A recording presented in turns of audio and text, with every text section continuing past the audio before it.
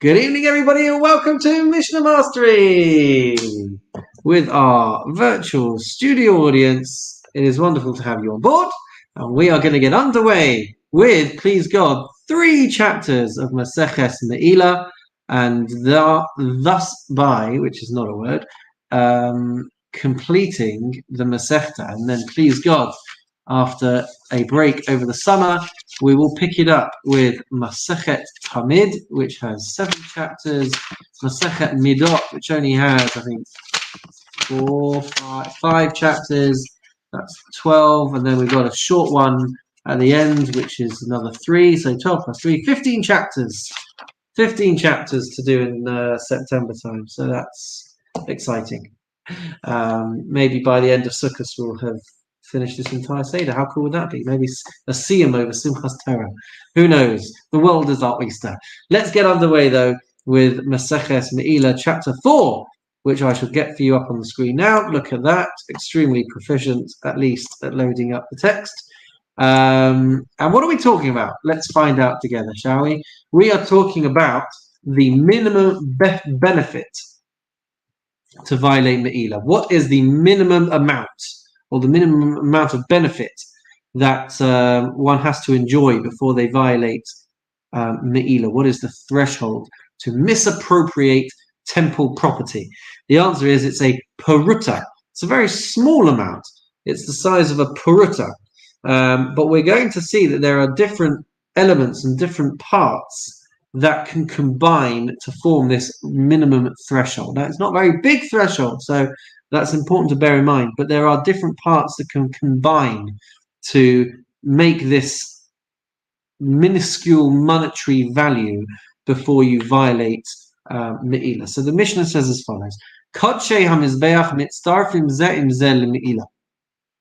That multiple korbanot, if you have small pieces of multiple sacrifices which you misappropriate, they can all combine together. If you get benefit from them when you shouldn't have had any benefit from them, and they combine to the total value of at least a peruta, then you're going to be violating the prohibition of Meilah.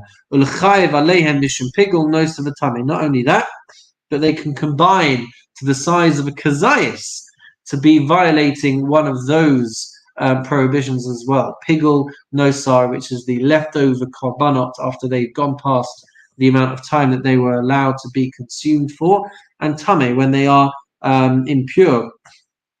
And then different parts of different sacrifices can combine to the required threshold size before you before you become contaminated.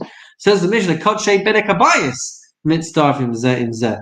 Items which are for the upkeep of the Beis HaMikdash, but not necessarily sacrifices, they can also combine to meet the required threshold. Kodshei hamizbeach v'kodshei bedek habayis mitzdarfim zeh im zeh leMeilah.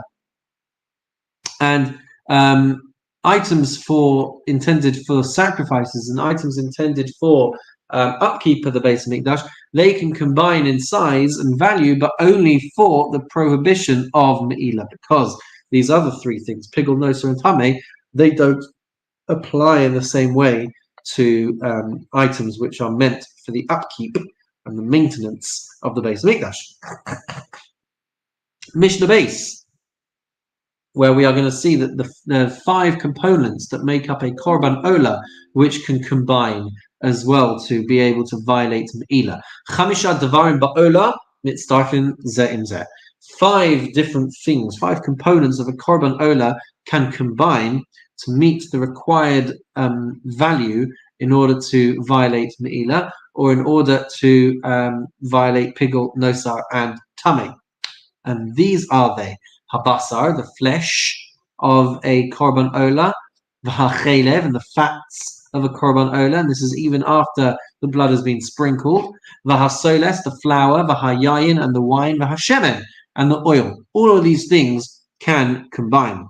Says the Mishnah, v'shisha batoda, and there are 6 components of a korban toda which can combine in order to violate pigul, nosar, and tame, but not for Meilah, because the flesh won't be subject to Meilah.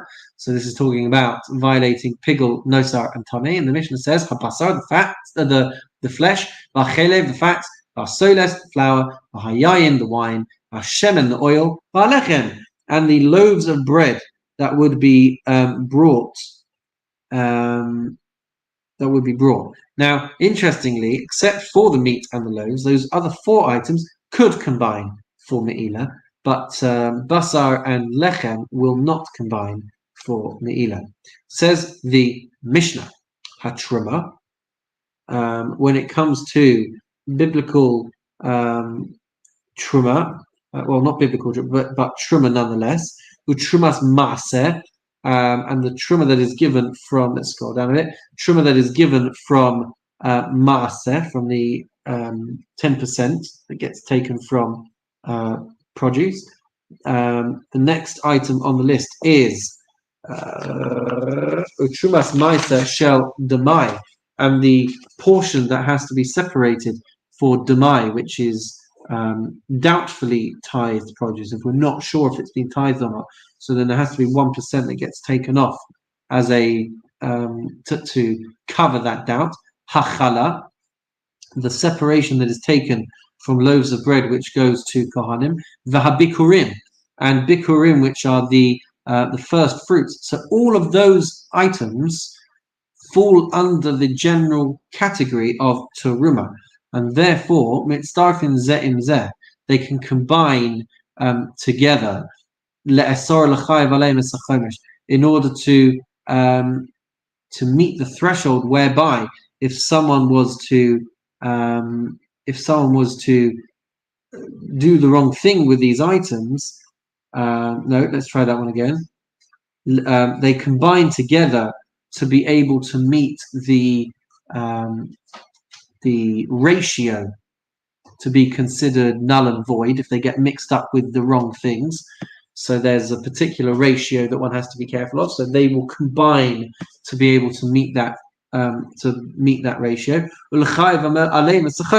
And if a non-Kohen eats one of these things, then they have to pay a fine. They have to pay a fifth in addition to the value of the food that they have eaten. So all of these 5 things can combine into meeting the threshold for that penalty, because they all fall under the general category of teruma.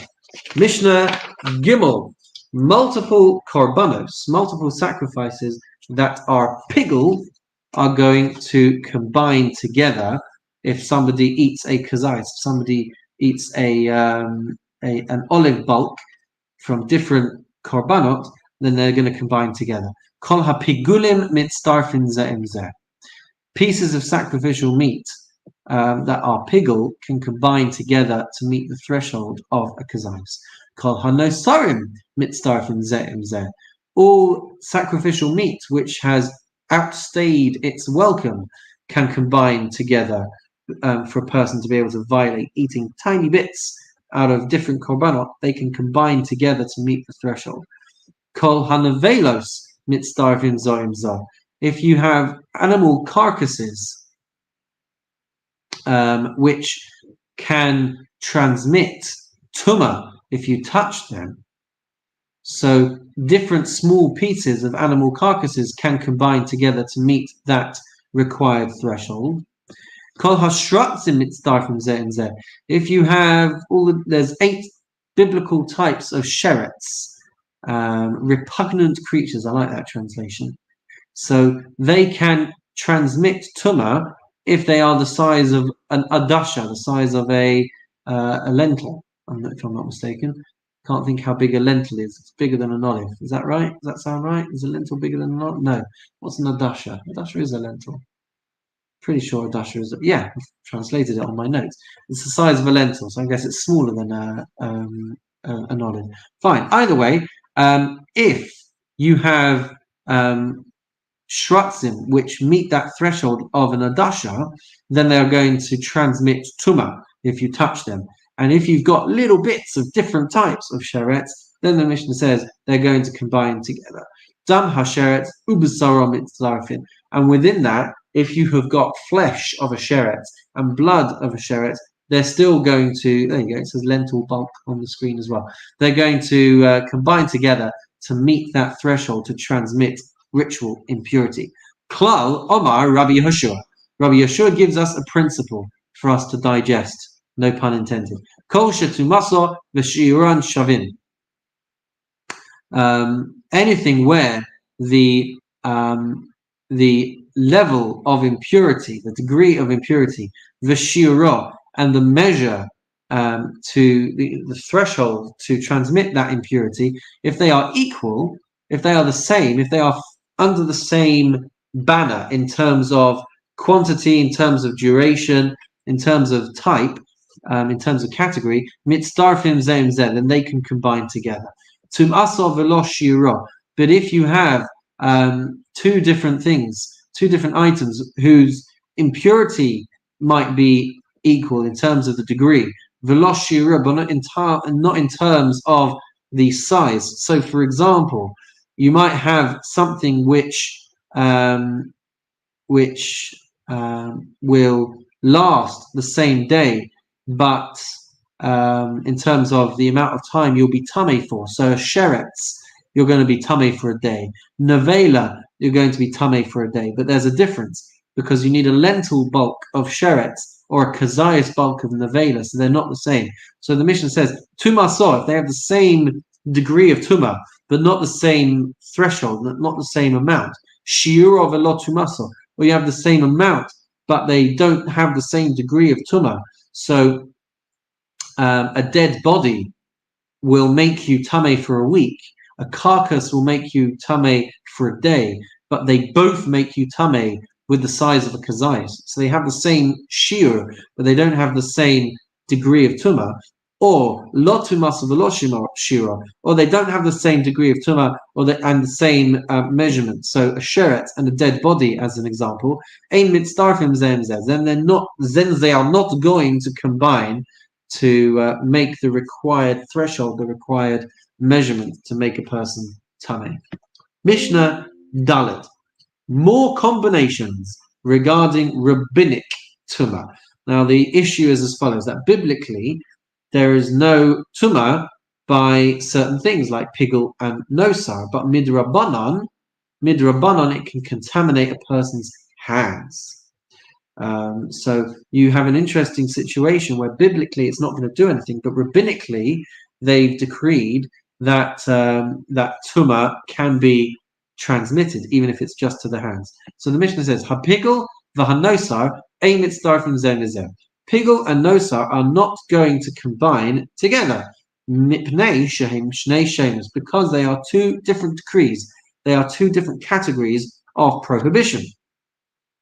Hasheret v'hanavela. If you've got a sheret and a carcass, v'chein hanavela ubesar hames, or you've got a carcass and a dead body, then as we saw in the previous Mishnah, ein mitzdarfim zeh im zeh letamei afilu kakal shebishnehem. They're not going to combine together, even to combine even at the lowest common denominator level of tumah, even if it was for a day. As we said beforehand, if it's not sharing the same shiur, it's not sharing the same degree of tumah, they're not going to combine. Ha'ochel shenitma ba'av hatumah, the shenitma bevlad hatumah. If you have got food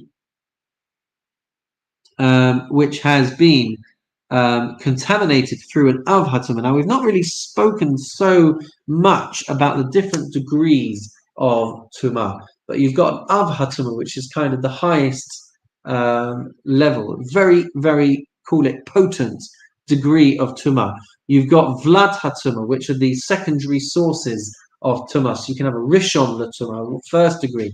You can have a second degree, you can have a third degree, even in some cases up to a fifth degree.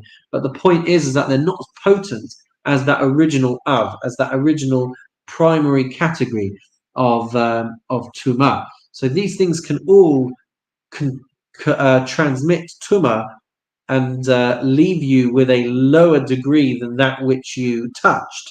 So the Mishnah says, "Ha'ochel shenitma ba'av hatumah," food which got contaminated through an av hatumah, v'shenitma bivlad hatumah, or which got contaminated through a secondary level of tumah, mitzdarfin zeh im zeh l'tamei kakal shebishnehem. So here they can contaminate at least in accordance with the lower common denominator. So whichever was the lowest level of tumah that is being discussed, they are able to transmit tumah at least based on those more secondary, lower common denominator levels. Now, if that sounds complex, it's because we haven't really dealt heavily with the different levels of tumah. But suffice it to say that they have to be a particular volume, and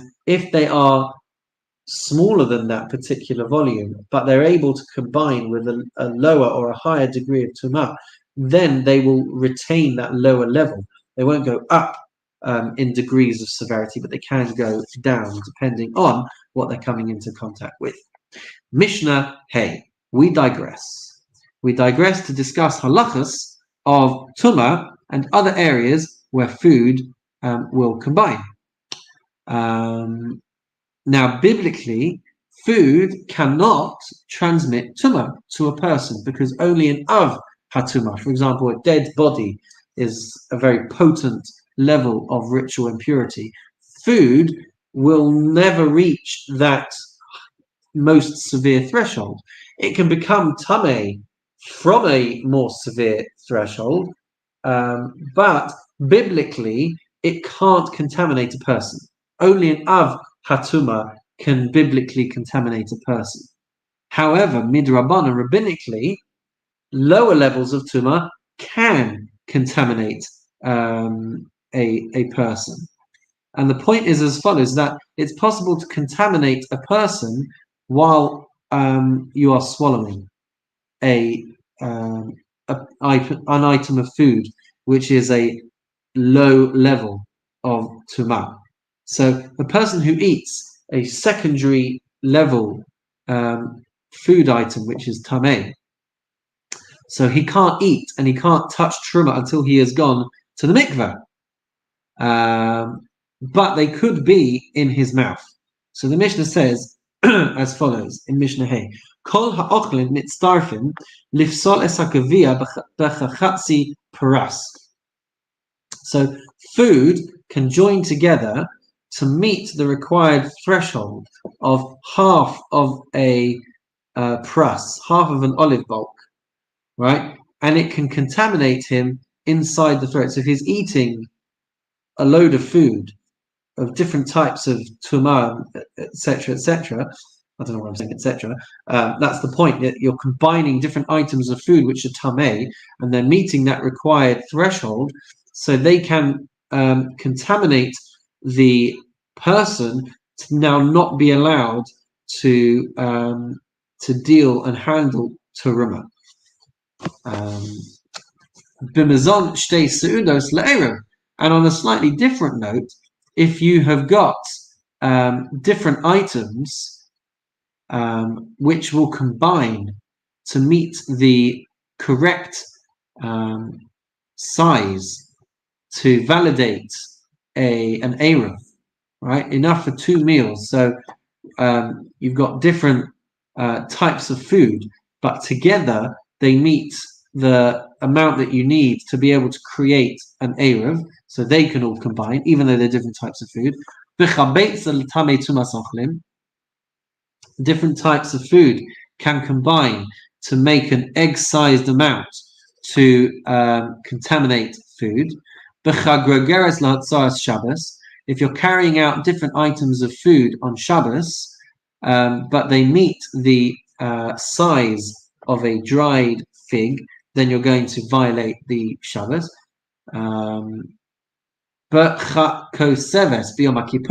If you eat different types of food, but they combine to be the size of a date on Yom Kippur, then you are going to violate the prohibition of eating on Yom Kippur. Kol hamashkim mitzdarfin, and liquids can combine, different types of liquids, lifsol es hagavia b'revius, to contaminate a person while they are swallowing it to the amount of a revius. And if they drink a cheekful on Yom Kippur, then they are going to violate the prohibition of drinking on Yom Kippur. Mishnah 5 and the last Mishnah of chapter 4, discussing whether something with the same threshold can combine. Ha'orla, if you have items of orla, what is orla? So for the first 3 years, you're not allowed to benefit from the fruit that grows on a tree. So orla and kilei hakerem, which are kilayim, which is when two incompatible species are combined together in a vineyard. So mitzdarfim zeh zeh, these items can join together to meet the required threshold to prohibit a mixture that they end up falling into. So if you have orla or you have kilei hakerem that fall into otherwise permitted fruits, then they are going to combine together to meet the required ratio, where they are now the mixture is now prohibited. So if the ratio is very small, say 1 in 200, then the mixture can still be permitted. But if they combine together and now they meet that ratio of 1 in 200, then the mixture is going to be forbidden. Rabbi Shimon Omer Einan Mitzdarfim. Rabbi Shimon says they're not the same categories, they're not the same prohibitions, and so they're not going to combine. Habeged v'hasak. Now, when it comes to garments which can transmit tumah, which can transmit impurity, different materials are going to contaminate in different sizes. But if you have fabrics of small sizes which can combine together, then in the same way that the lowest common denominator will apply for levels of tumah, so with fabrics, the lowest common denominator is going to apply in relation to size. So let's see the examples that it brings. Habeged v'hasak. If you have different fabrics, you have beged is going to be something that's made out of a regular wool or linen. So there, it only needs to be 3 by 3 tefachim, 3 by 3 finger breadths. It only needs to be a very small square size of fabric to contaminate. Vahasak, and goat's hair has to be 4 by 4. So let's say you have a 4 by 4 piece of fabric, but it's comprised of wool and goat's hair. So they will combine at 4 by 4 to contaminate. But if it was 3 by 3, so you don't have enough wool in that mixture, and you don't have enough goat's hair in that mixture, so it will still be tahor. So it goes by the lowest common denominator. So if wool and goat's hair are combining, then they're going to contaminate if it's 4 by 4. Hasak v'ha'or, goat's hair and leather contaminates at 5 by 5.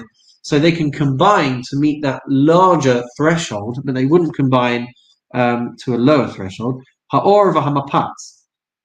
If you've got leather and woven straw, so woven straw contaminates at 6 by 6 handbreadths. Mitzdarfin zeim zeh. So they're going to combine to contaminate with the size, the greater measure of whichever fabric you're dealing with. Rabbi Shimon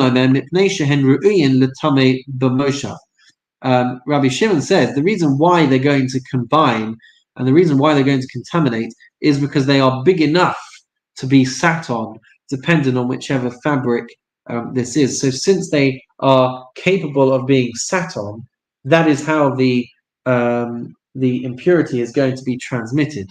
It's called tumas moshav, tumah which gets conveyed by sitting on it. So if somebody is tameh, if they are a zav, they've had a discharge, or they are nida, they are in their menstrual cycle. So if they sit on these fabrics, if they sit on chairs, if they sit on pillows, cushions, whatever it might be, they can transmit tumas moshav. Now, of course, it's not relevant nowadays, but certainly in Mishnaic and Gemara times, these were very big concerns, and so these are the required thresholds that you would need to be meeting to be able to transmit the tumah.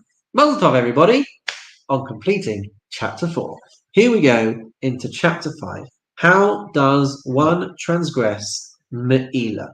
So typically we're only talking about by accident to be able to do this, but there are three main ways to violate Meilah.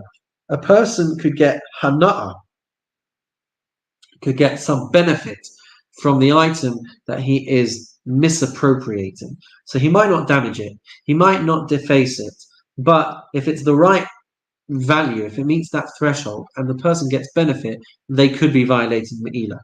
The second way you could get be violating it is if you depreciate or devalue the item because of the way that you're using it.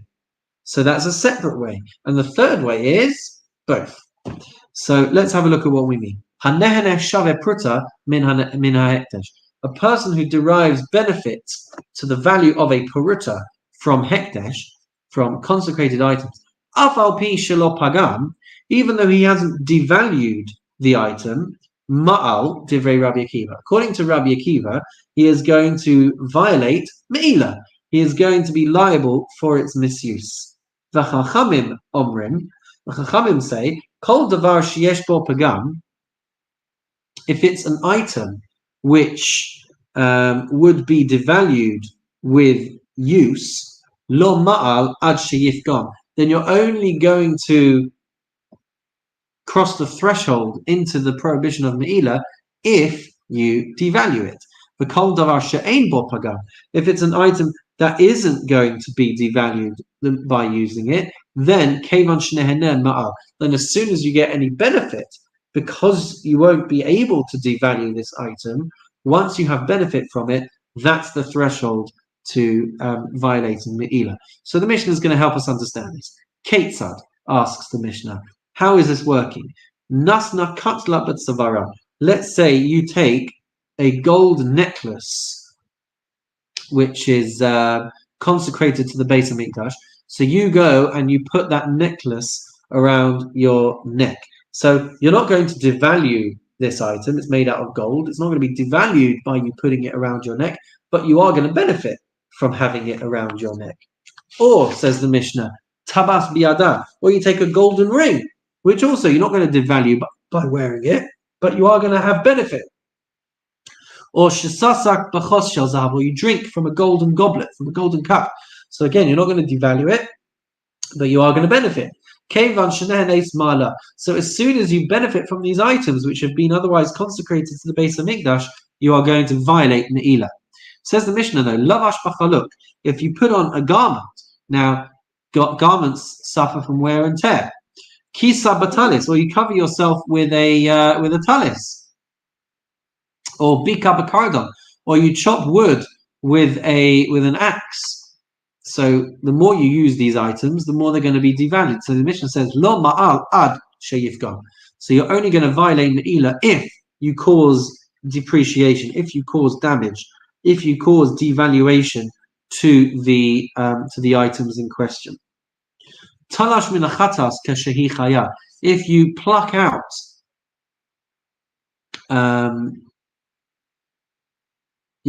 if you pluck out hair or wool from a korban chatas while it's alive, so lo ma'alad sheyifgam, so it's still alive, so you're not going to violate it until you would devalue or blemish the animal.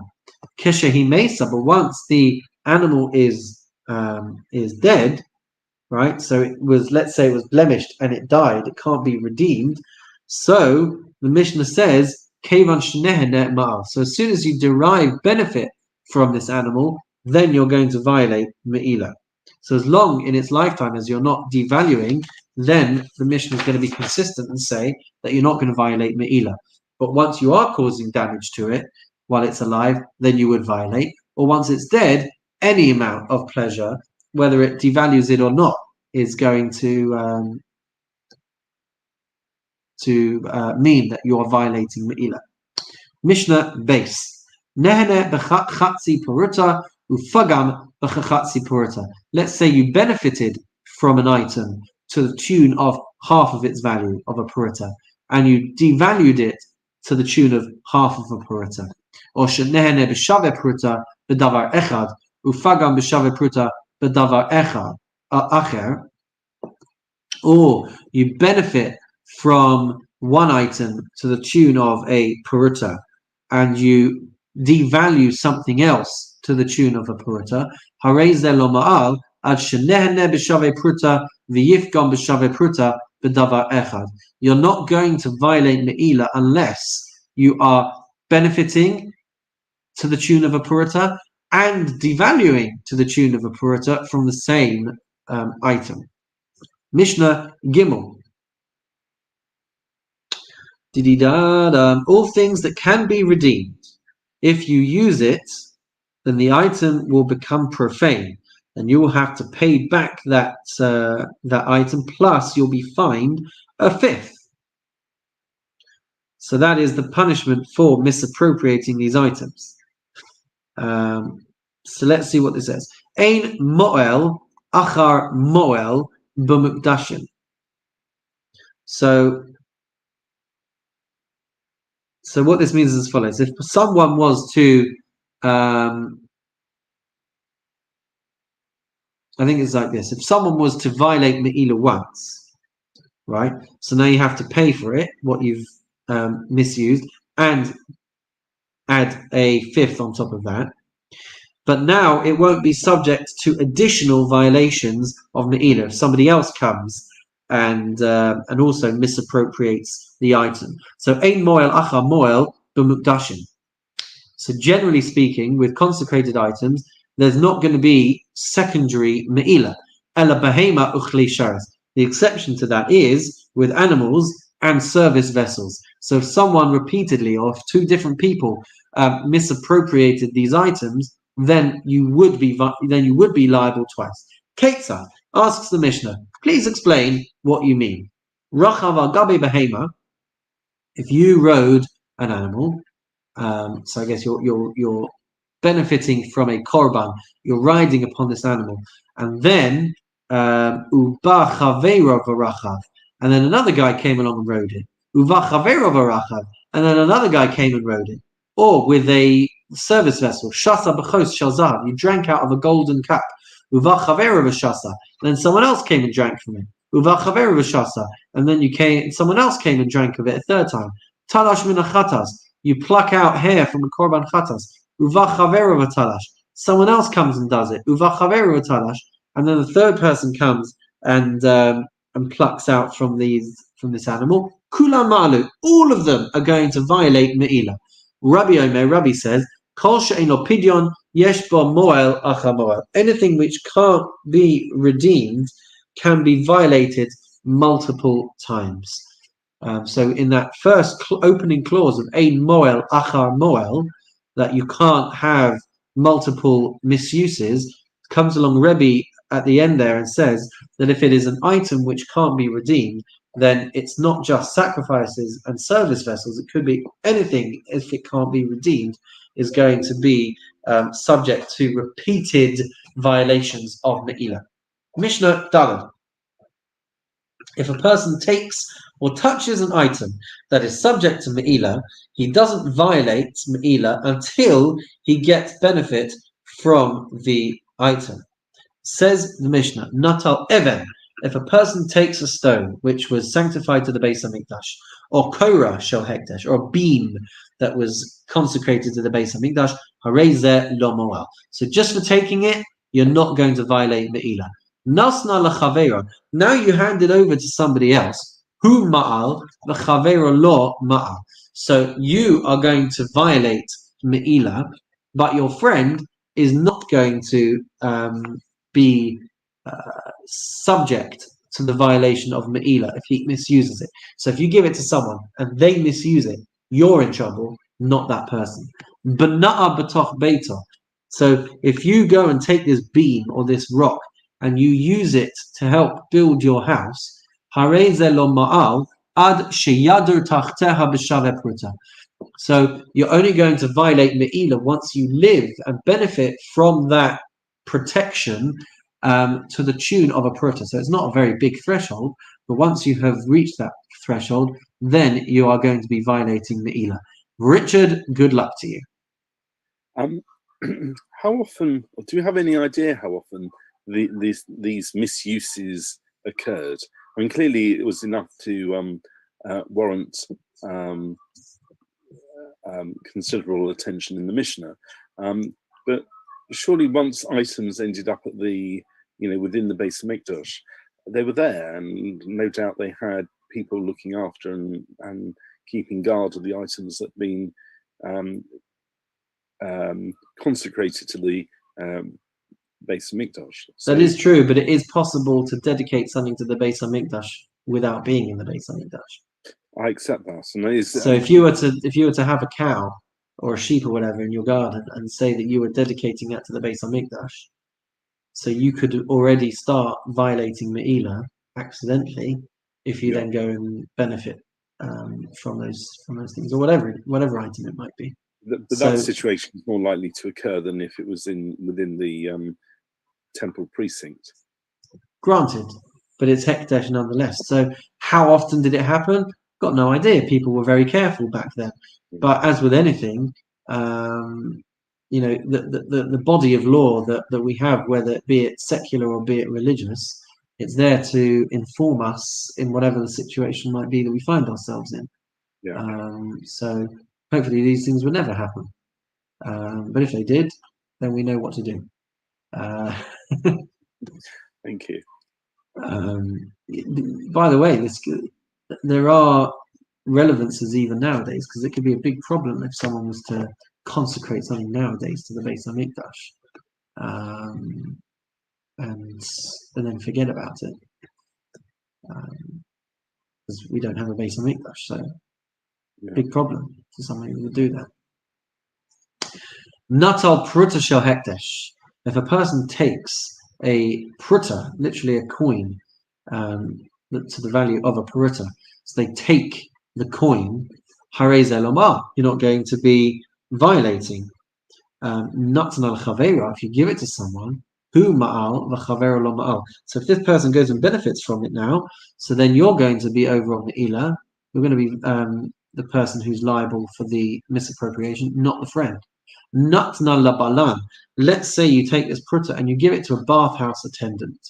Afal pi shelo rachatz, even though you have not bathed, ma'al, you're still going to be violating Meilah. Shehu omer lo, harei merchatz ptucha hikanes urchot, because he is turning to you and saying, the bathhouse is yours, it's open, come in and bathe. So you will have already benefited to the value of that one pruta, just on account of the fact that you are now being invited in. So the value of a pruta is tiny, and so the thresholds here are very, very small. But that's the point, is that even if you've not had value for your money, so to speak, just the fact that the bathhouse attendant is allowing you in, that already is valued at a pruta. Mishnah hey, achilato va'achilat chavero. If someone eats half a pruta of consecrated food, and you eat somebody else's half a pruta of a consecrated food, hanayaso v'hanayas chavero. So one's benefit of half of a pruta and another's benefit of half a pruta, achilaso v'hanayas chavero. One's consumption and another's benefit, hanayos v'achilas chavero. Your benefit and another person's consumption, mitztafim zeh im zeh. So all of these can join together to constitute the threshold of a pruta for misappropriation. Va'afilu lizman meruba, and that's even if there's time that passes between these two things. We might be familiar, for example, with when you eat a certain amount of food within a certain amount of time, so then you're going to have to bench at the end of it, right? There are certain thresholds that require a particular time limit. Things have to be done within a certain amount of time. But here we're saying with Meilah that it could be a very great time that passes between two different components that combine together. And yet we see they can still combine together to meet the threshold of violating Meilah. And with that we say, Mazel Tov on completing chapter 5. Shall we go for chapter 6? Shall we push ourselves, or are we losing the will over here? Here we go then. Mark, this is for you. Chapter 6 of Maseches Meilah. Join us as we come into this last chapter. So here we go. Normally, we say that a shaliach, if you appoint someone to do something for you, they can't be appointed on your behalf for an aveira, for something that's a problem. But what we're going to see is that if a shaliach would do something by accident on your behalf, then it's the same as if the owner did it by accident. So, hashaliach sha'asa shlichuso. So you've got an agent who did his job properly. So let's say you've asked him to go and ride an animal. You didn't realize that the animal was consecrated to the Beis HaMikdash. So the agent is going to be violating Meilah, but he's going to be violating it on your behalf. So the messenger does his job. The agent does his job. Trouble is that that item was consecrated to the Beis HaMikdash. So the Mishnah says, Balabais Ma'al. The owner is going to be violating the prohibition. Lo asa shlichuso. So if he did not do his job, so what's the example of where he's not doing his job? So the Mishnah says, Lo asa shlichuso hashaliach ma'al. So if he doesn't do his job properly, then the shaliach is going to be liable for the misuse. So, okay, we're going to see the cases here. Few. So, Ketzad, what are we talking about? Amar lo, if the owner or the balabais, whatever it is, says to the shaliach, to the messenger, Tain basar la orchim, go and give meat to the guests, right? So I'm guessing the meat is okay, but the liver is not. V'nasan lahem kaved. So he goes and he gives them liver. So he hasn't done his job. Kaved v'nasan lahem basar. Or go and give them this liver. This liver's fine. V'nasan lahem basar. And he goes and gives them meat, and the meat was consecrated. Hashaliach ma'al. Because he didn't do his job properly, the shaliach takes responsibility for the misappropriation. Amar lo, if the guy says to him, Ten lahem chaticha chaticha, he says, go and give them 2 pieces. Vahu Amar, and the shaliach says, Tulu shtaim shtaim, says, so he goes over to these people and says, take 2 each. Vaheim natlu shalosh shalosh, and each of the guests take 3 pieces. Kulan mo'alu. So now we can have a situation where all 3 people have actually violated Meilah. Let's try and work this out. So the owner asks for each person to get 1 piece each. Okay. Trouble is that piece was Meilah. The shaliach overextends his agency and he tells people to take 2 pieces. So he is now giving people an additional piece of Meilah, and then the guests are greedy and they take 3 pieces. So now they are each on their own initiative misappropriating consecrated items, and so all 3 of them can actually violate Meilah. Fascinating. Says the Mishnah, Amar lo. So he says to somebody, Have li min chalon. He goes, can you go and get me this thing from the window? Or mi gloskama, or go and get it from the porch. Is that a gloskama? What does it say there? Or from the chest? What have I translated it as? I haven't. But yeah, I've got it translated as porch. Vehevila. So he goes and gets this item. He doesn't realize that it's hekdesh. Afal pi sha'amar balabayas lo haya belibi elamizeh vehevi mizeh. So even though the balabayas, the homeowner, could say, in my heart, I wanted the item that was in the other place, on the porch, not from the window ledge.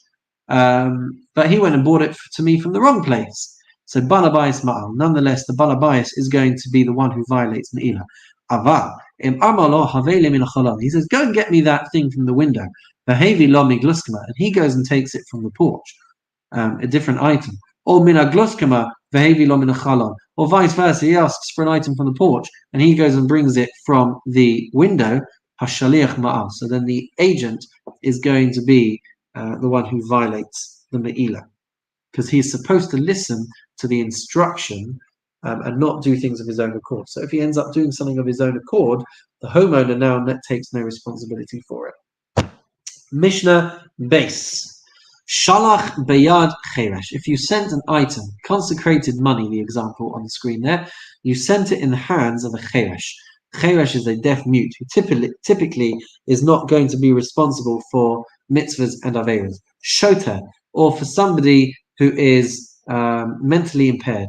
V'katan, or a minor, who typically is not going to have the halachic competence to violate prohibitions. Im asu shlichuso, but if they have done what you've asked, balabais ma'al, then the balabais is going to be violating Meilah. Lo asu shlichuso, if they didn't do what they were told, hachenveni ma'al, then the shopkeeper is going to be violating. So what's the case over here? The case is you've sent money to go and buy something from a shop. So if they go and do that, then the father, whatever it is going to be liable for Meilah because the instructions were done to his satisfaction. If they didn't do what they were supposed to do, they didn't buy the right thing from the shop, but they went and bought something else, which was Meilah, then the shopkeeper is going to bear responsibility for that.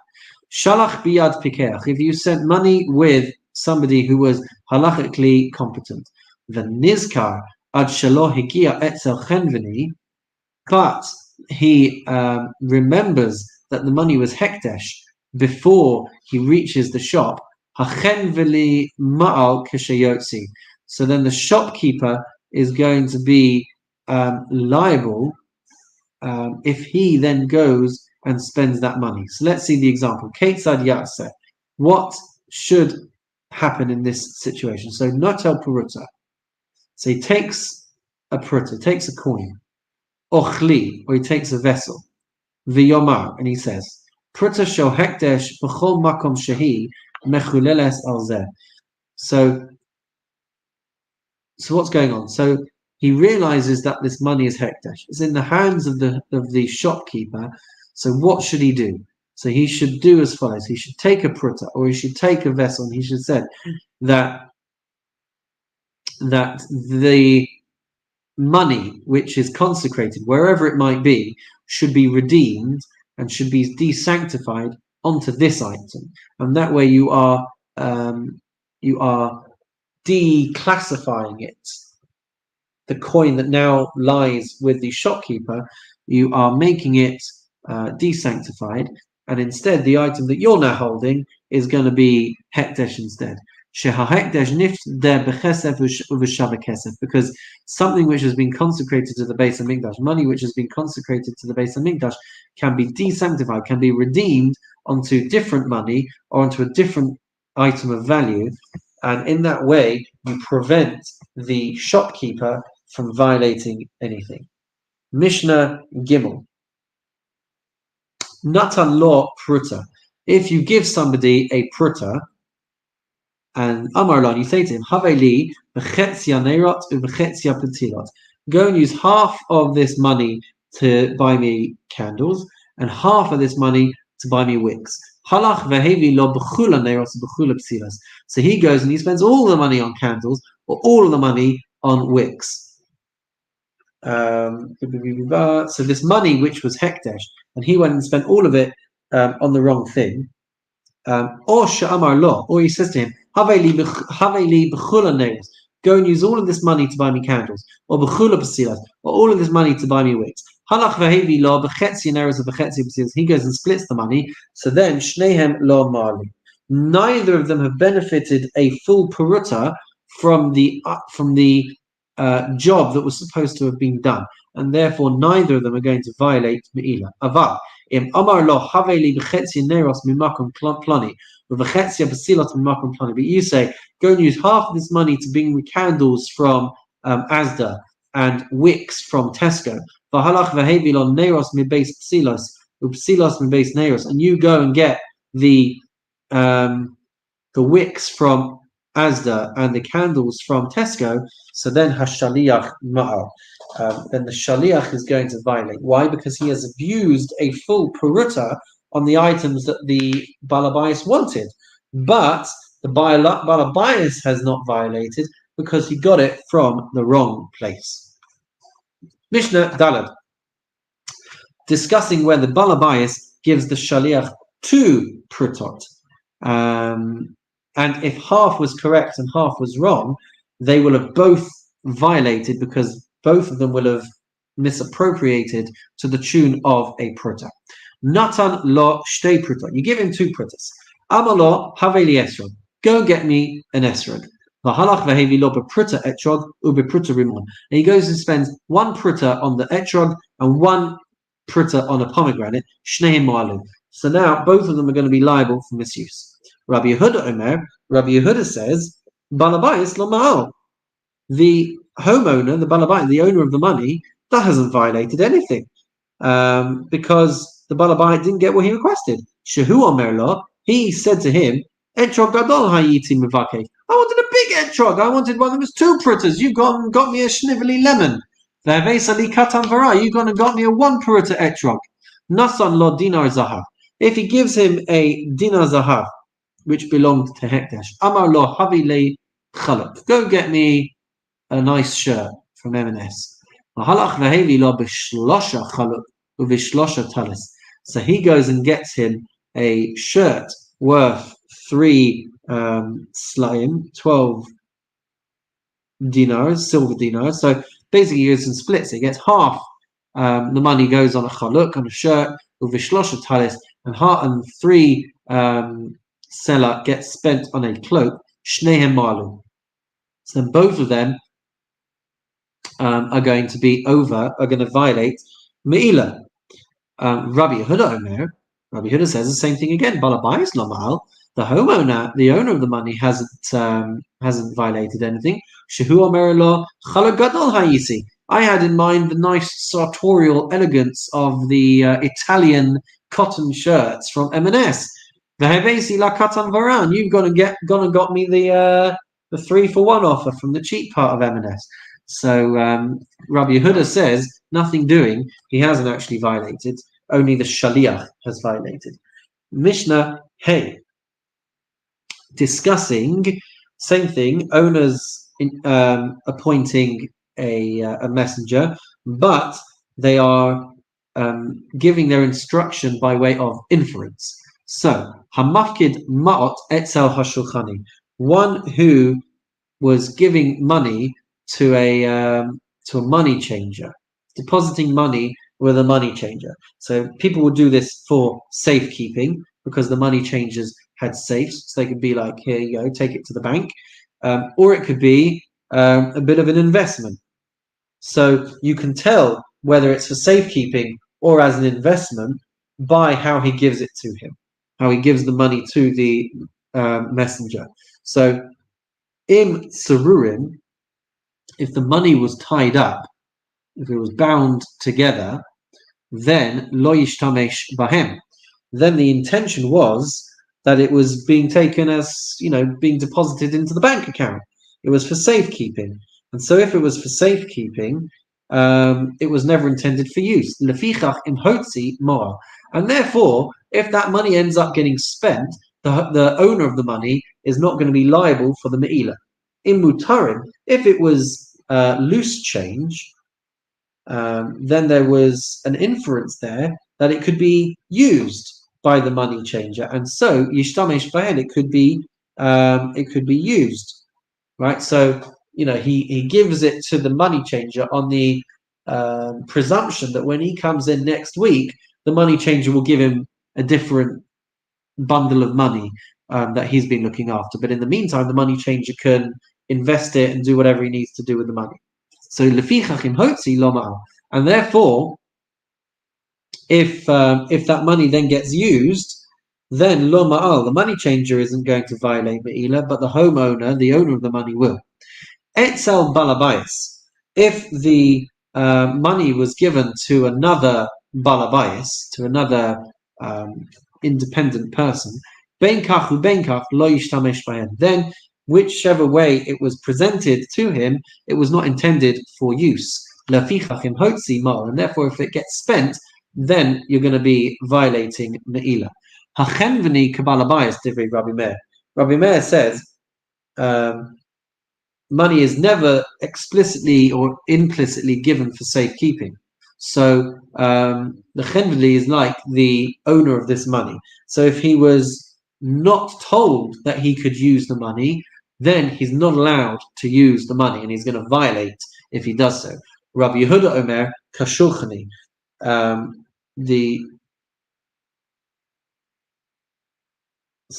storekeeper is like a balabais, which means that he might hold on to the money, but it was never given for safe. No, Rabbi Meir says that he can only use money if it was with the explicit instructions that he could, and therefore the chenveni, the storekeeper, could end up violating just like the balabais. Rabbi Yehuda Omer, Rabbi Yehuda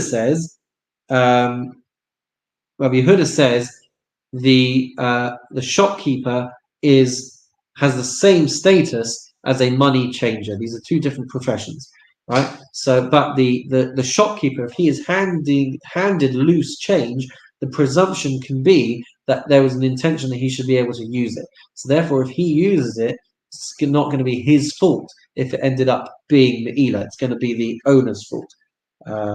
So there is an element of implication there, depending on how the money gets given. And finally, Mishnah Hey. If a pruta of hekdesh falls into a mixture of profane coins, you have a pruta of consecrated money which falls into a big bucket of normal coins. So then you can take something of equivalent value and redeem it on that. That's what we saw before with the shopkeeper. The guy can say, oh, well, I designate this instead. This is going to be hekdesh, not that. If he don't do that, right? If he doesn't do that, then has he violated Meilah or not? Because maybe that money hasn't been spent. So until all of that money is gone, you might not have violated Meilah. So the Mishnah says as follows: Pruta shel hekdesh. If you've got a pruta of consecrated money, shenachal toch hakis, and it falls into a kiss, it falls into the wallet, or it falls into whatever it is. In my head, I'm picturing like a big bucket of coins, but here it's a wallet. So you put it into your wallet, and you've got all this loose change. This is once upon a time before we just used our phones. Or sha'ama pruta bechis zeh hekdesh, or you designate a pruta in your wallet to be hekdesh. Kevan shehotzi es harishona ma'al divrei Rabbi Akiva. Rabbi Akiva says once that first coin comes out, you're going to be violating Meilah. Doubtfully, granted, doubtful Meilah. You're going to have to bring a korban asham talui, this limbo guilt offering. But whether you've spent one coin or all of them, because that coin might have been hekdesh, you're going to violate something. Until all of the money is gone, you won't have definitely violated Meilah. So the Chachamim say there's no limbo guilt offering for doubtful Meilah. So that's the Chachamim's position. Moda Rabbi Akiva, but Rabbi Akiva would agree. But Omer Pruta min hakes ze hekdesh, that if a person designates a coin in his wallet as hekdesh, shehu motzi v'holech ad sheyotzi es kol hakis. So Rabbi Akiva says as follows: if what the person says could be understood to mean that his last coin is Meilah, then he wouldn't bring this doubtful limbo korban. He would have to wait until all of the coins has been designated for hekdesh. So essentially, he's presupposing the guy is saying, I will not finish the coins in my wallet until I have given one of these coins to the Beis Hamikdash. And so therefore, until all of the money is gone, he won't have violated Meilah, even according to Rabbi Akiva. And to that, guys, we are going to say the following phrase together 3 times. Nishlama Maseches Meilah, Nishlama Maseches Meilah, Nishlama Maseches Meilah. Mazel tov, everybody, on finishing Maseches Meilah. We will see you next time after a summer intermission, where we will continue with Masechet Tamid, edging ever closer to the completion of Seder Kodshim. Very exciting, guys. Mazel tov to you all. We look forward to seeing you soon. Thank you very much, and have a wonderful